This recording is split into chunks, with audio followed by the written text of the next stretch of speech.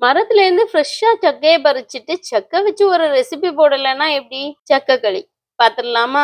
ஒரு 25 to 30 சக்கைச்சோளையை எடுத்து விதைய இந்த மாதிரி நீக்கி எடுத்துட்டு ஒரு பேன்ல 150 கிராம் அளவுக்கு சர்க்கரையை கொட்டி அது 1/2 கப் அளவு தண்ணி சேர்த்து கொதிக்க விட்டுருங்க. நல்லா கரைஞ்சதுக்கு அப்புறம் அழுக்கு இருந்தா ஒரு வாட்டி ஃபில்டர் பண்ணிக்கோங்க. நல்ல சர்க்கரையா இருந்ததால நான் ஃபில்டர் பண்ணல.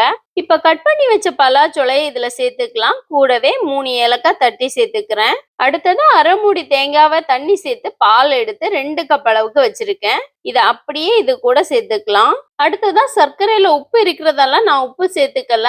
இல்லைன்னா ஒரு பிஞ்ச் அளவுக்கு உப்பு சேர்த்துக்கணும். சேர்த்துட்டு சூடாகிறதுக்கு முன்னாடியே 4 டேபிள் ஸ்பூன் அளவுக்கு அரிசி மாவு சேர்த்து நல்லா கலந்து விட்டுக்கோங்க. கிளறி விட்டுட்டே இருக்கும்போது இந்த மாதிரி பதத்துக்கு வரும். இப்ப ஸ்டவ் ஆஃப் பண்ணிக்கலாம். ஸ்கூல் விட்டு வரும்போது சின்ன வயசுல எங்களுக்கெல்லாம் கிடைச்ச ஒரு டெசர்ட். ஆனா இது ஆயிலோ ப்ரிசர்வேட்டிவ்ஸோ எதுவும் சேர்க்காத ஹெல்த்தியான டெசர்ட். எங்க கன்னியாகுமரியோட ஸ்பெஷல் டெசர்ட்.